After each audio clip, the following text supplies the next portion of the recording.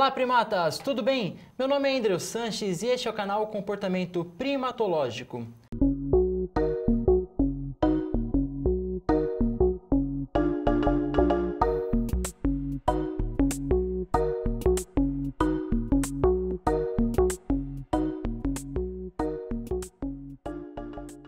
E hoje nós estamos de volta com o quadro Primatologando. E hoje eu estou aqui com uma convidada muito especial, que é a professora Mariana Moura. Ela é doutoranda em Energia e mestre em Ciências pelo Programa de Pós-Graduação em Energia do Instituto de Energia e Ambiente, da Universidade de São Paulo. Tem artigos publicados e palestras proferidas sobre a temática mudança climática, com interesse nas áreas de teoria das relações internacionais, negociações internacionais, energia, meio ambiente, mudanças climáticas e teoria da dependência. E é sobre isso que hoje nós vamos falar aqui no canal. Nós vamos falar sobre energia. Mas antes, você não quer perder nenhum conteúdo do canal, não é mesmo? Então utilize este botão aqui embaixo para se inscrever no canal e, pelo amor de Darwin, utilize esse sininho aqui em cima para vocês não perderem mais nenhum conteúdo do canal.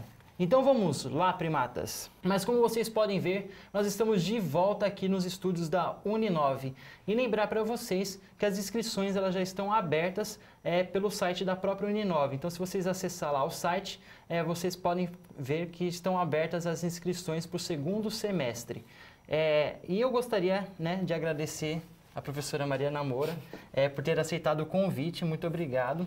Obrigada a você. E hoje eu espero que o nosso bate-papo seja esclarecedor para o nosso público referente à energia. Então, muito obrigado por ter aceito o convite nosso e vamos lá para a nossa conversa. E, Mariana, eu gostaria de começar perguntando sobre a sua carreira acadêmica. Como se iniciou, como que se deu esse interesse pela energia, meio ambiente? Eu comecei a faculdade, na verdade, um pouco mais tarde do que a turma em geral tá começando, né? Hoje em dia o pessoal entra na faculdade com 17 anos. Eu entrei com 17, mas saí da faculdade e quando eu tinha 26 anos já era mãe de 2 filhos e tal. Tive a oportunidade de voltar para a faculdade e fiz a graduação em Relações Internacionais. E na graduação, quando eu fiz a graduação foi um período em que estava se discutindo muito a questão da mudança climática, especialmente a entrada ou saída de países do protocolo de Kyoto, né, as novas negociações envolvendo a questão da Convenção do Clima. E eu resolvi estudar isso, né, fazer o meu trabalho de conclusão de curso sobre esse assunto. E quando eu terminei a faculdade, o meu orientador de TCC falou para mim assim: nossa, Mariana, você tem uma pegada de pesquisa, né? Eu acho que você ia se dar bem no mestrado. Aí eu fiquei pensando, pô, será, né? Será que é isso e tal? Aí fiz o processo seletivo lá no IEE, né? No Instituto de Energia e Ambiente. Surpreendentemente para mim mesma, passei no processo. E comecei a estudar, fiz a dissertação de mestrado sobre mudança climática. Nesse processo, eu aprendi muito sobre a importância da energia para a sociedade humana moderna, né? Quer dizer, na verdade, acho que tem importância histórica para todas as sociedades humanas. Todas as sociedades humanas utilizaram a energia de alguma forma. Então, isso foi fantástico, né, que eu aprendi lá no Instituto de Energia e Ambiente. E, a partir disso, resolvi fazer um doutorado com foco mais na pesquisa do doutorado, tem um foco mais na questão da energia em si, né? Não só negociações, que era o que eu estava estudando antes, negociações internacionais e tal, mas do ponto de vista mais, com foco mais na energia. E no caso, você poderia falar um pouco para mim sobre os cientistas engajados? O que isso tem a ver com a sua trajetória na ciência e de vida? Eu venho de uma família de pesquisadores, né? Meus pais são pesquisadores, meu irmão é pesquisador. Então, e eu, particularmente, tive uma trajetória, antes de entrar na academia, sempre de militância política. Participei dos diversos movimentos, sociais durante a minha adolescência, de partidos políticos, um partido político, que é o que eu estou desde adolescente. Na década de 70, era muito comum o que se chamava de intelectualidade militante. Né? Desde então, os intelectuais e os cientistas perderam um pouco da militância política, né? Em função de uma pressão muito grande pela isenção científica, né? Pela necessidade de observação e isenção na ciência, os cientistas e os pesquisadores acabaram por abandonar um pouco a militância política. Sobraram poucos cientistas e pesquisadores na vida política do nosso país. E isso se reflete bastante nas mobilizações e na movimentação, na tentativa de movimentação política que a academia tem feito nos últimos anos. Nós temos uma comunidade acadêmica e científica muito grande no Brasil, né? Nós somos milhares de pessoas e as atividades e os eventos que pretendem discutir ciência e política científica para o nosso país têm tido cada vez menos pessoas presentes, cientistas acadêmicos. Então, num período mais recente, eu tive a oportunidade de juntar, né, uma experiência política, militante e acadêmica, porque a Faculdade de Relações Internacionais é eminentemente política, que eu fiz, né? E juntar essa militância política com a pesquisa científica, né? A importância do investimento em ciência e tecnologia, a importância de ter um projeto nacional que tenha a ciência como motor, né? Como o impulsionador do desenvolvimento do país, é uma ideia que tem sido acalentada por um grupo de pesquisadores que agora se organizou para poder lançar candidaturas e disputar o Congresso Nacional, porque a gente acredita que... disputar o parlamento no geral, né? Porque a gente acredita que é só por dentro do parlamento que a gente vai conseguir defender as pautas da ciência e da tecnologia no país. Então, eu acho que é mais ou menos por aí. Você poderia nos contar um pouco sobre a história da energia? Bom, na verdade, como a gente estava brincando aqui no começo, a história da energia começa lá no Big Bang, né? Né? A fonte original de toda a energia do universo. Apesar de, eu tenho um professor que vai me matar se ele ouvir esse vídeo, existirem controvérsias sobre o Big Bang, a ideia de quem estuda energia e estuda a história da utilização da energia leva em consideração que a origem de todas as fontes originais vem do Big Bang e da origem do universo, né? São algumas formas de energia, os seres humanos já conseguiram domesticar, digamos assim. Já que a gente está falando aqui de primatologia e de seres humanos, a gente conseguiu domesticar algumas formas de energia, ou seja, se apropriar do que essas formas de energia são capazes de entregar para a gente. E a história de como que os seres humanos começaram a se apropriar da energia é bem longa, né? Desde das primeiras utilizações do fogo para cozinhar os alimentos que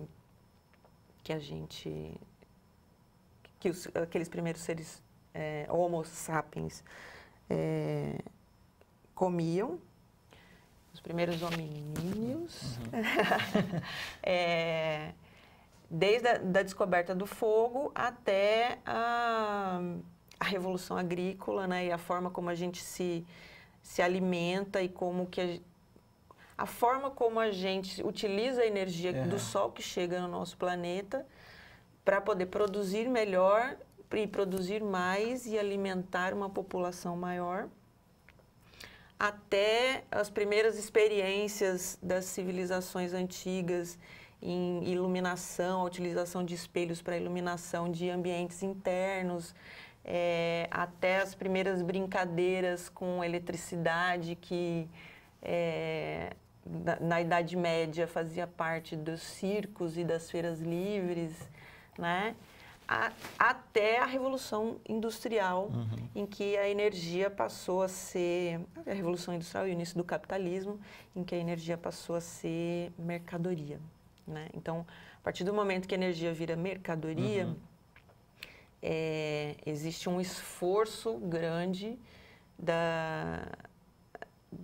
de produção de conhecimento e de domesticação, ou seja, de conseguir transformar essas formas de energia em formas comerciais de energia, né? Apesar de ainda existirem hoje formas que são chamadas de formas não comerciais de energia, fundamentalmente a lenha que é catada nas florestas que ainda são nacionais, mas a história da utilização da energia pelos seres humanos é uma história bonita de desenvolvimento do conhecimento sobre a natureza, de desenvolvimento do conhecimento sobre as formas de energia disponíveis para a gente e de como que a gente pode utilizar essas formas de energia para que a nossa sociedade tenha qualidade de vida. Mariana, você poderia contar um pouco sobre a origem do motor diesel para a gente? Essa é uma história bem interessante, porque o diesel é um combustível que é feito a partir do petróleo, né? A gente conhece o diesel e ele é fundamentalmente utilizado hoje para transporte de grandes cargas, porque ele tem uma quantidade de energia muito grande. Mas as primeiras experiências do Rudolf Diesel, que foi o inventor do motor a diesel e que deu o nome ao combustível feito a partir do petróleo, as primeiras experiências dele foram com óleo vegetal, né? E ele apresentou o motor dele na Feira de Ciências de Paris, no final do século XIX. Isso, final do século XIX. Ele apresentou o motor dele usando óleo de amendoim. Então, quando a gente fala de biodiesel hoje como sendo um combustível novo, ou uma nova forma de energia, é complicado você falar isso, né? Porque, na verdade, as primeiras formas de energia são as que hoje a gente está chamando de novas formas de energia, né? O petróleo é um dos mais recentes, uma das mais recentes formas de energia que a gente domesticou e o óleo combustível que era utilizado nos primeiros motores a combustão interna era óleo vegetal, né? De amendoim importado da África. Isso é muito interessante, porque a gente às vezes não tem essa ideia, né, de onde vem a energia. Aí você fala para mim que o amendoim iniciou todo esse processo do diesel e do motor diesel, é muito, muito interessante, porque quem vai pensar que o amendoim é um gerador, pode ser um gerador de energia, né? Então, acho bem interessante isso. Mariana, eu não sei se eu posso dizer dessa maneira, mas o Thomas Edison, ele é considerado o pai da eletricidade? Ele é mesmo considerado o pai da eletricidade? Antes dele, houve outros que tiveram essa ideia de trabalhar com energia? Então, antes eu não sei, mas assim, naquele período, a energia que era utilizada para... Porque o Thomas Edison, ele foi o cara que inventou a lâmpada. Né? O Thomas Edison, ele traz a lâmpada para a sociedade moderna através da eletricidade. Tá. Porque a lâmpada ela serve para iluminação. Né? O objetivo da lâmpada é iluminar. E naquele período, a iluminação era feita com tochas, né? Existiam aquelas tochas que eram acendidas todas as noites tinha uma pessoa que era paga pelo Estado só para ir lá e acender as luzinhas todos os dias. E aí o Edison, ele fez vários experimentos elétricos. Como eu disse para você, a eletricidade era uma brincadeira naquele período, mas naquele período muita gente estava fazendo esse tipo de experimento e ele conseguiu produzir iluminação a partir de uma corrente elétrica. Mas ele não fez isso, ele não só não fez isso sozinho, como existia uma disputa entre os vários, que eram chamados de cientistas loucos e tal, as pessoas que faziam experimentos com energia elétrica e não sei o quê, sem contar o perigo, né, da energia elétrica.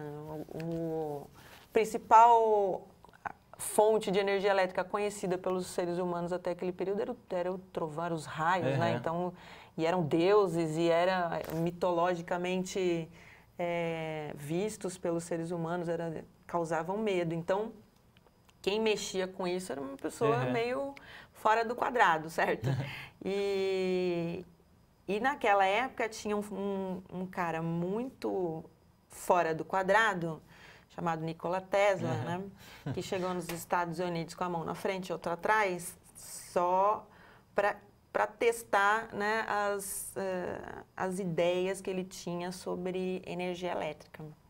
Para você ter uma ideia, o Tesla, naquela época, no século XIX, na metade do século XIX, falava da possibilidade de transmissão de energia elétrica pelo ar, né? Ele já falava sobre isso naquele... Até hoje a gente ainda não conseguiu exatamente fazer esse negócio, mas ele, né, no século XIX já falava e já estudava isso e fez vários experimentos nesse sentido, né?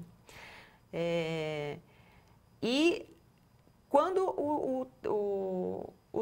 o Edison apresenta a lâmpada para a sociedade, ele apresenta com uma forma de transmissão da energia, que é chamada de corrente contínua. Né? O Tesla ele tinha uma outra forma de transmissão da energia. O Tesla sugeriu que a melhor forma de transmitir energia, especialmente a longas distâncias, era o que é chamado de corrente alternada. E aí se gerou uma grande guerra, que é chamada, né, a Guerra das Correntes. Né? Uma grande guerra econômica, e era uma guerra ideológica, uma guerra econômica, e era uma guerra, era uma disputa que levou as pessoas a brigarem, inclusive fisicamente, entendeu? Qual que era a proposta?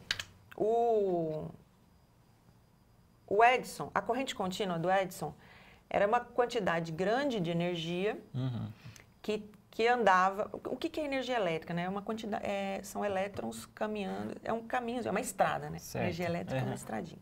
É uma estradinha que você tem um monte de elétron passando. Tá. Você imagina uma rodovia de 6 pistas, né? Tem um monte de carrinho passando. E aí os elétrons... Quando a corrente contínua, ela é uma quantidade grande de elétrons que vai passar por uma mesma estrada.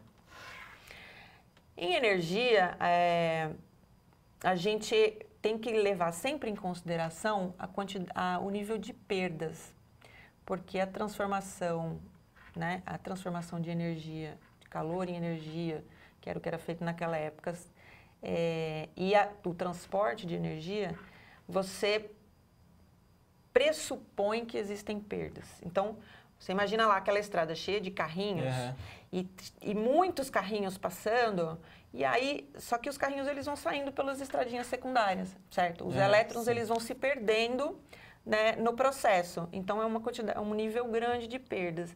Para você conseguir conter esses elétrons ali dentro daquela estrada, você precisa de muito material, você precisa de um material muito condutor e um isolamento muito grande para poder evitar a perda de energia nesse processo. O que o Tesla sacou? Ele sacou que se você dividir a energia em ondas, você vai ter uma perda menor, porque o material vai ser menos forçado. Então, você pode pensar, então, numa estradinha em que, ao invés de você ter 1 milhão de carros passando direto por aquela estradinha, você tem os carros fazendo curva, e aí você são 2 pistas, ao invés de uma pista só. Então, você tem menos carros passando a cada momento na pista, e você consegue ter uma perda menor com um material que não necessariamente é tão resistente, portanto, menos custoso financeiramente. Então, naquele período, o Edison ele já tinha uma empresa montada, uma fábrica de lâmpadas e tinha patente, obviamente, né, da corrente contínua e tinha investido muito nisso. E aí quando chega o Tesla dizendo que é mais barato e mais eficiente uma corrente alternada e é mais fácil de lidar com essa corrente, porque você consegue reduzir tensão e aumentar a tensão de uma forma mais simples, o Edison ficou indignado, certo? O Edison ficou muito indignado e aí fez uma campanha política na sociedade contra a energia à corrente alternada. Inclusive, uma campanha dizendo que a corrente alternada era mais perigosa, que causava morte, não sei o quê. Para você ter uma ideia do limite que o Edison chegou nessa campanha de difamação, ele criou a cadeira elétrica para dizer que a corrente alternada era perigosa, matava. Então, assim, ele criou a cadeira elétrica e a primeira... nos Estados Unidos, né, eles têm por costume, legal, né, a morte, a condenação à morte, e naquela época também já era, ele colocou uma cadeira elétrica dentro de uma prisão americana para que um condenado à morte fosse morto por essa cadeira. E aí chegou lá, na hora, o cálculo que foi feito para poder executar a pena da pessoa não foi suficiente e a pessoa não morreu. E aí isso foi um escândalo, né? Porque, quer dizer, a cadeira do Edison, que foi feita para isso, inclusive para difamar a corrente alternada do Tesla, não funcionou. E aí foi um escândalo, saiu em todos os jornais e tal, não sei o quê. Então, era uma guerra fundamentalmente econômica, era uma guerra científica, obviamente, porque né, eles estavam disputando teorias de como é a melhor forma de implementar uma tecnologia, mas era uma guerra econômica, porque o Edison estava perdendo muito dinheiro, iria perder muito dinheiro com a implementação da corrente alternada. Mas, no final das contas, a maior parte da energia consumida no planeta é corrente alternada. É uma história bem tétrica. É pesado, é pesado. E é interessante porque é o seguinte, a história da utilização comercial da energia, ela é toda assim. Ela é toda pesada, entendeu? É uma história de corrida contra o tempo para você chegar numa tecnologia que você consiga controlar comercialmente. Então, é uma corrida contra o tempo de pesquisadores do mundo inteiro. E é uma corrida contra o tempo para patentear a tecnologia e para não deixar que outras tecnologias apareçam enquanto a sua patente estiver vigente. Então, a história da guerra das correntes é uma história muito representativa do uso comercial da energia na sociedade humana atual. Tem uma foto muito bonita do Tesla, que ele está sentado numa cadeira assim e tem as correntes elétricas. Ah, é fantástico. Aquilo, só de olhar, aquilo dá um pânico, assim, que você não sabe que é um cara no meio das correntes elétricas, assim, ele fazendo anotações. Eu vou colocar aqui para vocês essa imagem, para vocês poderem ver ela, porque ela é muito interessante. É o Tesla sentado e as correntes elétricas no meio dele, assim, correndo. É muito bonita de se ver essa imagem. Ele dominava, ele dominava. Mariana, você pode falar um pouco para a gente da primeira hidrelétrica do Nordeste, como que se deu? Essa também é uma outra história interessante, porque, como eu falei, né, quando a gente fala de energia, a gente não pode falar só de ciência e só de tecnologia. A energia é poder econômico, né?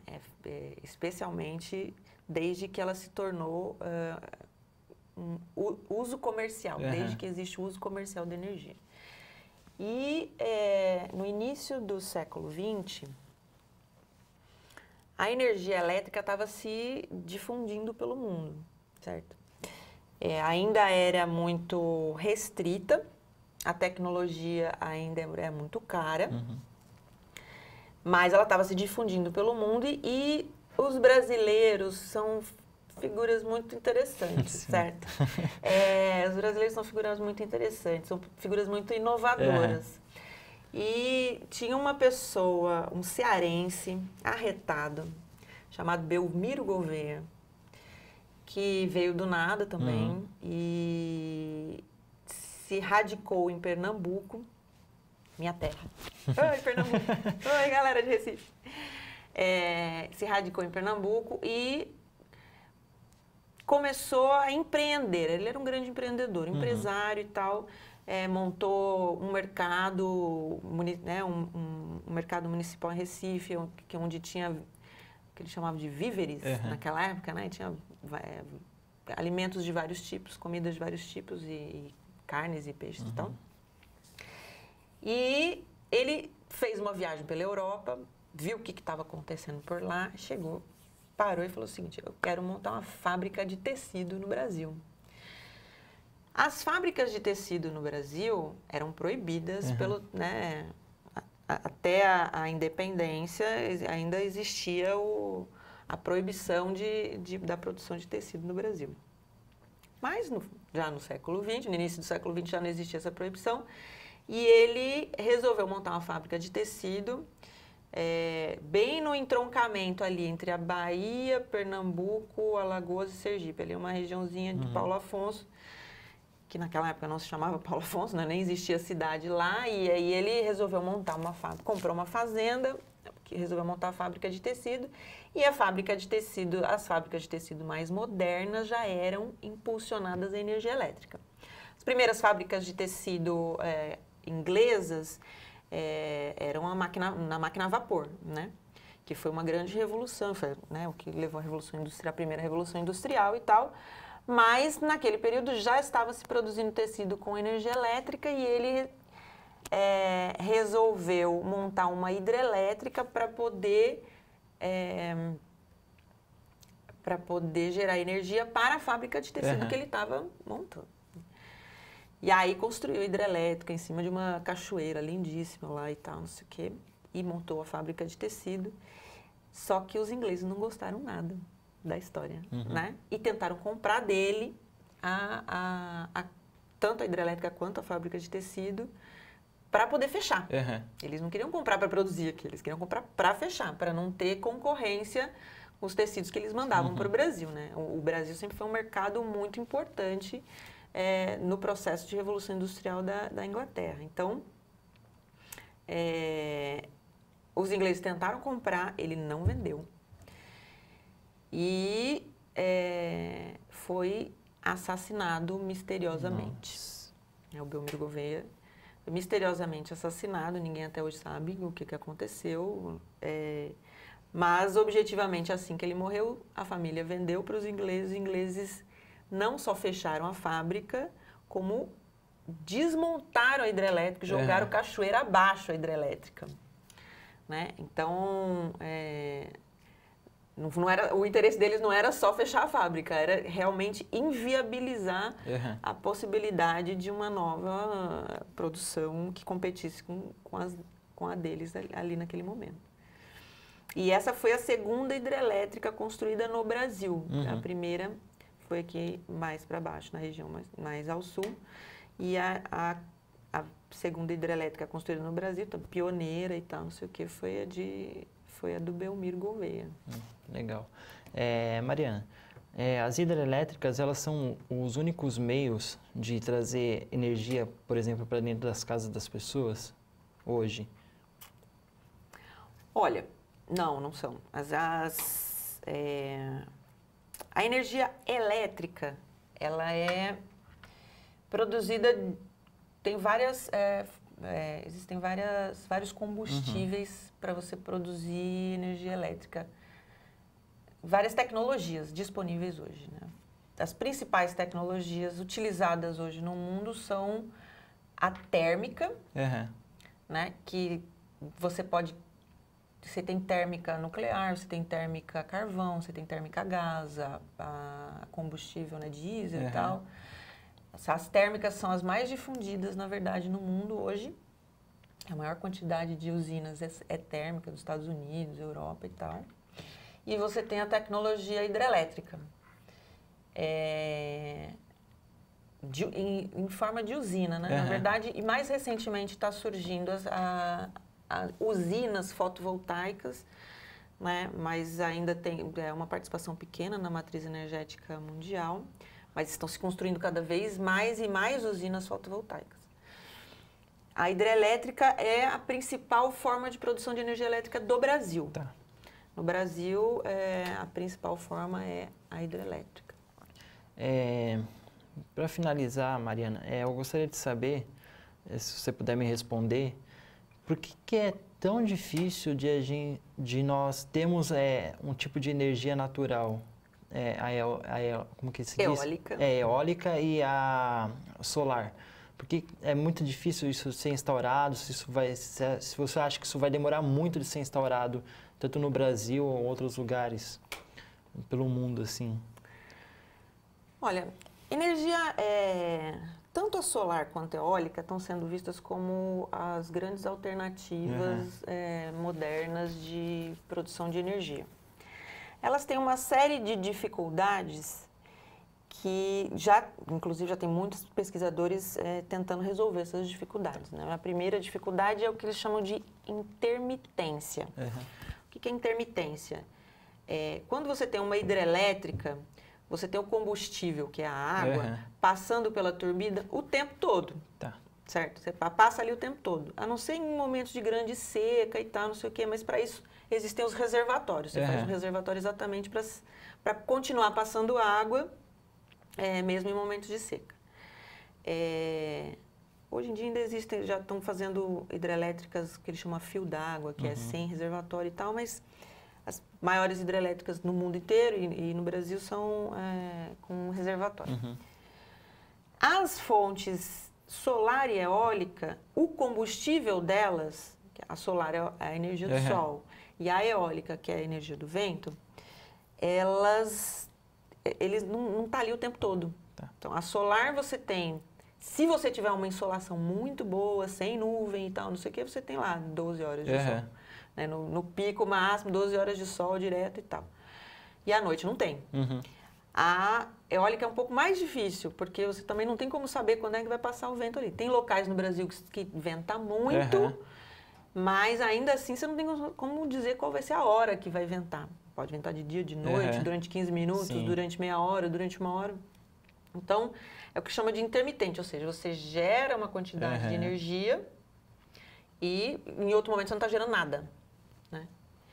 O consumo de energia é um consumo que precisa acontecer na hora em que a energia é gerada. Tá.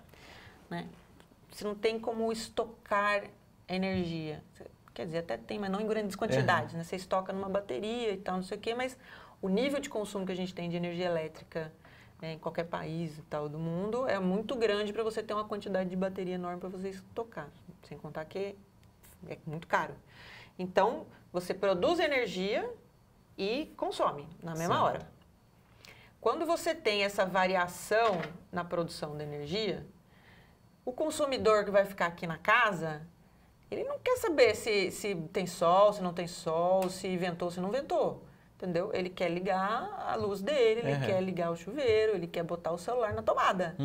Então, você tem a necessidade do planejamento energético do que eles chamam de energia firme. Ou seja, você tem que ter uma quantidade de energia sendo gerada 24 horas por dia naquele mínimo. Aí você pode entrar com outras fontes de energia para poder ampliar a quantidade de energia oferecida em outros momentos. Aí você tem, por exemplo, planejamento no momento de pico. Então, o mínimo é o mínimo que é consumido 24 horas por dia no país inteiro. E aí, no momento de pico, você tem uma produção maior.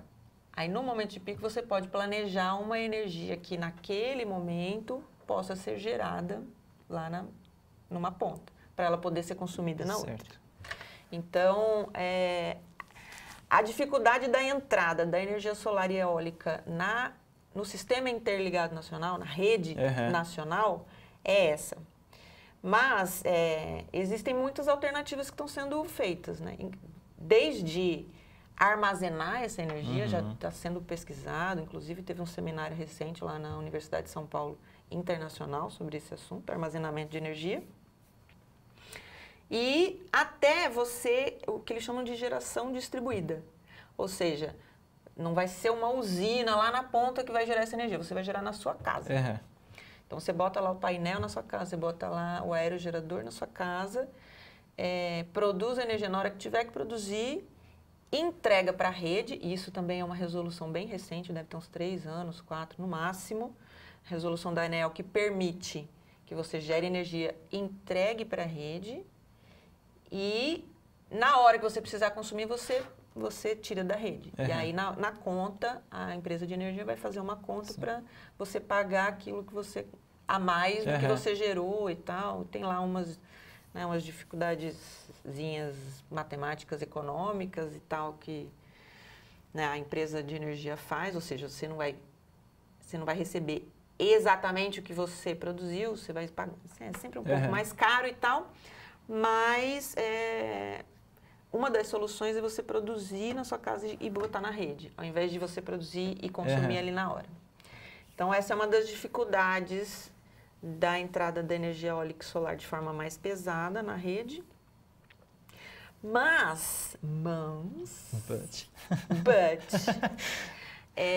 existem soluções que estão sendo pesquisadas hoje no mundo que são mais pesadas.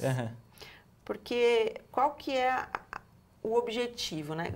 Qual que é o discurso que faz com que seja necessário a energia solar e a eólica, né? Existe um discurso que fala o seguinte, olha, o petróleo é uma energia suja, vai acabar, certo? É uma energia limitada, então a gente precisa substituir o uso do petróleo, que é a principal fonte de energia hoje no mundo, é o petróleo. Seja para transporte e tal, seja para produção de energia elétrica. Então, o petróleo vai acabar, a gente precisa, né, o petróleo e o gás, né? Os chamados hidrocarbonetos. A gente precisa substituir.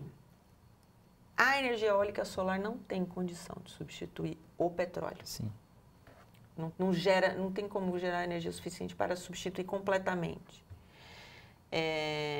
Etanol e cana-de-açúcar, etanol seja de milho, de cana-de-açúcar, seja do que for, e biodiesel também não tem condição. Então, o meu orientador fez um artigo e fez o cálculo para saber o quanto de terra agricultável era necessária para substituir o uso do petróleo no mundo. Petróleo como combustível, né? E ele disse que o cálculo que ele fez é assim, impossível. Você precisa de 2 planetas para poder substituir completamente o petróleo por biodiesel e etanol. Então, qual a alternativa? A gente precisa de uma quantidade de energia muito grande. E a alternativa que está sendo analisada no mundo é a energia nuclear. Tem um problema, porque a fissão nuclear, que é a forma de energia que a gente usa hoje no mundo nuclear, é a fissão, tem todos os problemas ambientais e de segurança, que, né, também existe um monte de gente pesquisando como diminuir as dificuldades ambientais, especialmente no descarte, né, do combustível e tal, como diminuir o impacto desse descarte e tal, fazer isso de forma segura. Mas o que está sendo pesquisado hoje no mundo é a fusão nuclear, né? Então, a fissão é você pegar um núcleo pesado e separar ele, e nesse processo de separação, ele vai gerar uma quantidade de energia grande que a gente pode capturar e encaminhar, ou seja, transformar em energia elétrica. A fusão é a energia do Sol, né? A fusão é você pegar 2 átomos leves e juntar. O resultado desse processo é água, certo? Nada, é hélio, na verdade. Você junta 2 átomos de hidrogênio, você gera hélio. Ou seja, acaba com o risco, né? Você acaba com o risco de ter resíduos do processo, né? E você pode, inclusive, utilizar essa mesma tecnologia para diminuir o risco do processo na fissão nuclear. Tá. Então, estão sendo estudadas também tecnologias acopladas. E isso está sendo feito... existe um conjunto de países que está se organizando para poder lançar a primeira usina de fusão na Europa, na França está sendo construída. E o Brasil poderia fazer parte desse processo, mas não está fazendo parte. Assinou o tratado, mas não se comprometeu financeiramente, então ele não está participando do processo nem da pesquisa, o que é um absurdo, porque a fonte de energia possível do futuro é essa, e está sendo pesquisada na China, na Rússia, no Japão, na França, na Alemanha, nos Estados Unidos, obviamente, que tem uma quantidade enorme de tecnologia, vários tipos de tecnologias sendo testadas, e o Brasil não está participando desse processo. Então, é um absurdo isso, e eu acredito isso à falta de interesse da classe política brasileira de investir em ciência e resolver os problemas reais da humanidade ou do Brasil investindo em ciência. Então, esse, inclusive, é um dos motivos pelos quais a gente está se candidatando. Vai se candidatar. Estamos pré-candidatos a deputada estadual e o Walter Neves pré-candidato a deputado federal, para a gente ver se coloca na cabeça dessas pessoas a importância do investimento em ciência e tecnologia. Eu gostaria de agradecer imensamente, Mariana, por você ter participado aqui do nosso quadro, do nosso canal. E eu espero que tenha sido esclarecedor para vocês que estão em casa, que estão assistindo, sobre o que é energia, sobre a história, que a gente teve coisas muito interessantes, né? E muito obrigado novamente por ter aceitado esse convite. Espero que as pessoas que estão em casa agora tenham um entendimento melhor sobre esse assunto. Obrigado de coração. Obrigada a você, Andreas. Muito obrigada pelo convite e quem sabe até a próxima. Então é isso, pessoal. Muito obrigado e até já!